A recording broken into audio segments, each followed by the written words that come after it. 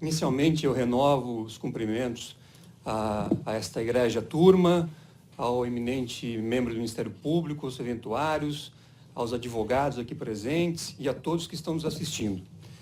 Eu não poderia, antes de tratar efetivamente das razões recursais, de deixar de fazer um registro em relação à introdução feita pelo Ministério Público nessa sessão. Claramente, a palavra do Ministério Público mostrou como a força-tarefa da Lava Jato vem atuando neste e em outros casos. Qual é o pensamento? O pensamento é de censura à defesa, é de censura à academia, é de censura ao povo. Se Vossa Excelência ficou impressionado com artigos, com manifestações de juristas da comunidade jurídica nacional e internacional, é porque algo errado existe nesse processo e em outros processos. Então, Vossa Excelência, que também pertence ao Ministério Público, que chegou a fazer em relação a este processo pedidos até para interceptar escritório de advocacia, para bisbilhotar a defesa, isto não pode ser admitido. Se houve alguma situação que pudesse tangenciar um ilícito penal, isso não foi da parte da defesa ou de terceiros. Isso ocorreu em várias situações que, eu repito, ocorreram em prejuízo à defesa, ao direito de defesa. E isso não se pode admitir. Posto isso, eu passo a tratar, primeiro, da nulidade do processo e da nulidade da sentença. Este processo teve, por parte dos procuradores, uma escolha, a escolha da jurisdição. Como se deu a escolha da jurisdição? Mediante a afirmação na denúncia de que este caso teria relação com 3 contratos específicos da Petrobras. É isso que consta na denúncia. Se Vossas Excelências forem às folhas 63, poderão ver que há aqui um título, inclusive. Os contratos que originaram vantagens indevidas. Há um título. Peço, venham a Vossa Excelência que vejam a página 63.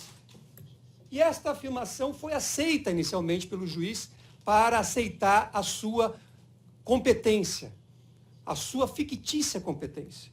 Por quê? Porque ao final, na última decisão proferida no processo, o próprio juiz teve que reconhecer, depois de tudo aquilo que foi demonstrado pela defesa. Este juízo jamais afirmou, na sentença ou em lugar algum, que os valores obtidos pela construtora OAS nos contratos com a Petrobras foram utilizados para pagamento da vantagem indevida para o ex-presidente. Esta é uma afirmação textual do juiz de primeiro grau. Então, portanto, aquela competência que foi aceita, que foi estabelecida, não tinha qualquer base. Buscou-se, partiu-se de uma afirmação sem qualquer respaldo que foi aceita e gerou uma ficção, uma competência que jamais poderia ter existido. Segundo ponto, a suspeição do juiz. Não há dúvida, eu sei de que essa turma já tratou dessa questão. Mas não se pode deixar de analisar todos os graves fatos que foram praticados pelo juiz de primeiro grau ao longo das investigações, ao longo da ação, inclusive atos com claros objetivos de gerar fatos políticos. A divulgação de conversas telefônicas entre o ex-presidente Lula e a então presidente Dilma. O que foi aquilo? Aquilo foi um ato político praticado por um juiz. A sentença tem 1/3 dos seus parágrafos dedicados, primeiro, a atacar a defesa e, segundo, a destinar um espaço de autodefesa ao juiz, que disse que ficou incomodado porque foi acionado uma vez que havia divulgado conversas telefônicas interceptadas, porque determinara buscas e apreensões indevidas, porque praticara atos que efetivamente permitiam ao ex-presidente e seus familiares acionarem o juiz, como foi feito. Um exercício legítimo do direito de ação. Mas ele se sentiu incomodado, e o juiz que está incomodado com a parte não tem imparcialidade para julgá-la. Quanto aos procuradores da República, esta ação, como todos sabemos, nasceu num PowerPoint que já tratava o ex-presidente da República como culpado no momento do oferecimento da denúncia. Não se exige isenção por parte do Ministério Público na ação penal. Mas o abuso do direito de acusar, este sim, não pode ser aceito. Se a acusação tem alguma motivação política, e no caso tem, não precisa a defesa identificar traços políticos. O Conselho Nacional do Ministério Público, recentemente, fez uma recomendação a um dos membros da Força Tarefa da Lava Jato para que parasse de usar as suas redes sociais para veicular manifestações políticas. Como pode o agente do Estado, que tem o poder de acusar, usar de redes sociais para tentar demonizar aquele que ele está acusando no processo, para tentar extrair consequências políticas daquele que ele está acusando no processo? Isso não pode acontecer.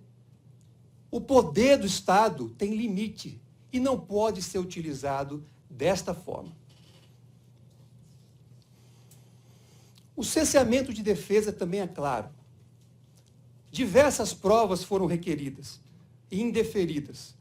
Inclusive, uma delas buscando identificar o caminho do dinheiro.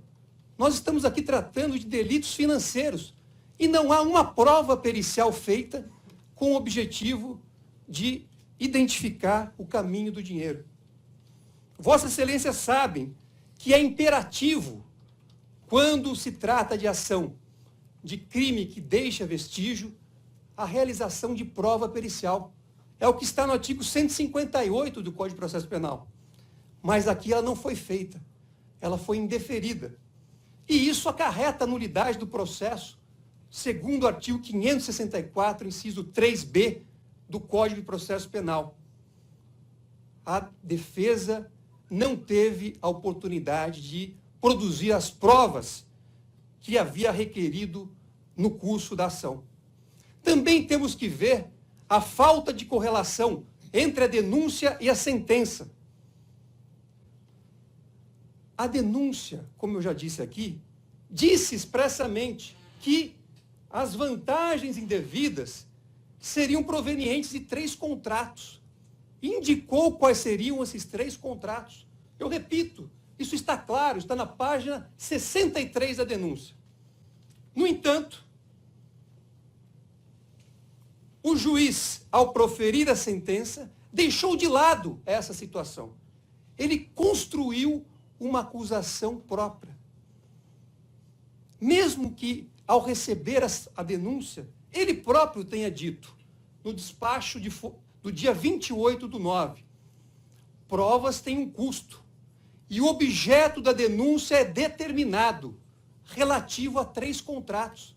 Não só a denúncia apontou que o objeto da ação era relativo a 3 contratos, como o próprio juiz, ao receber a denúncia. No entanto, o que se vê na sentença?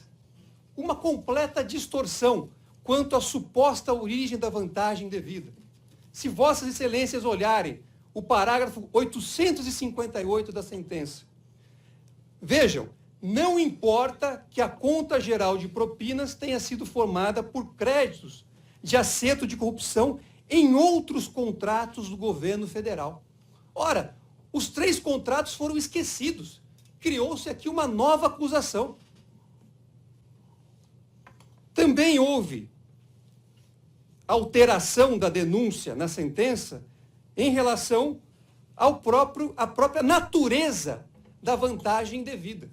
A denúncia dizia que o ex-presidente Lula teria recebido a propriedade do apartamento triplex. É o que consta na denúncia. No entanto, A sentença fala em atribuir o imóvel. O que significa atribuir o imóvel?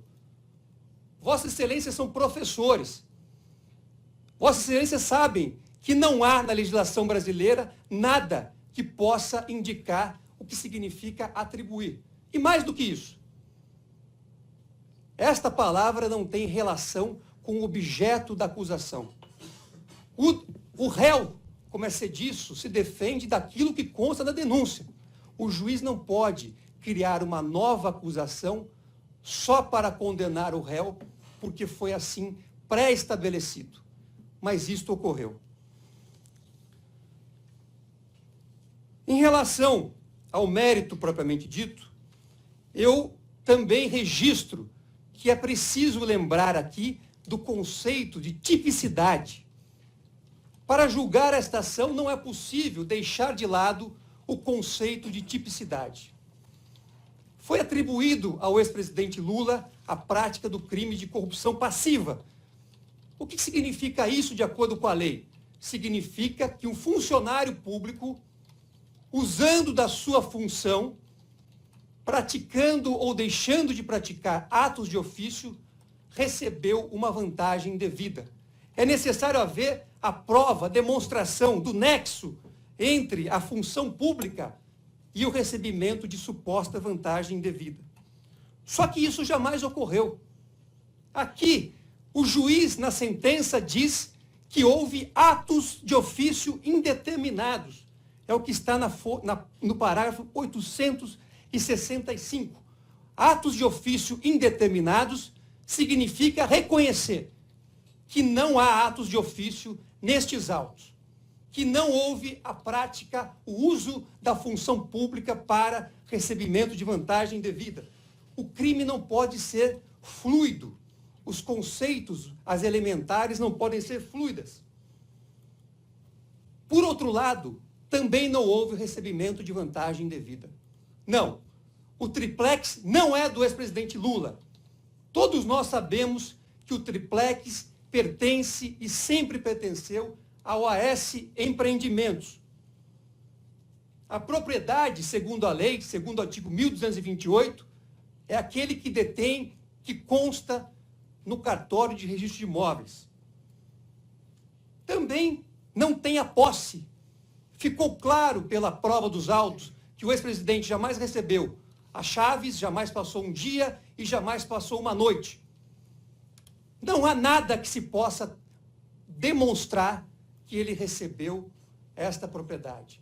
E não venham dizer, o Ministério Público, que uma reportagem do jornal O Globo transfere propriedade. Doutor Cristiano, seu tempo se encaminha para o final, peço que conclua. O que teria que se buscar nesta ação? Saber se houve algum pacto de corrupção. E a sentença responde afirmativamente, de forma equivocada, apenas então somente com base na palavra de Léo Pinheiro, como foi aqui reconhecido pelo próprio Ministério Público. Ele é corréu, prestando depoimento sem o dever da verdade. E mais, disse que teve 3 encontros para tratar desse assunto. E nos 3 encontros se fazia presente uma pessoa. Essa pessoa era João Vacari. No entanto, o Ministério Público preferiu ter o depoimento de Léo Pinheiro como suficiente para embasar a sua hipótese acusatória. Não diligenciou para buscar a verdade. Não chamou aquela pessoa que estava supostamente nas conversas. Deixou de chamar o João Vacari para depor, porque tinha a mercadoria, tinha aquilo que havia e estava sendo negociado numa delação premiada que foi reconhecida, uma negociação reconhecida em audiência.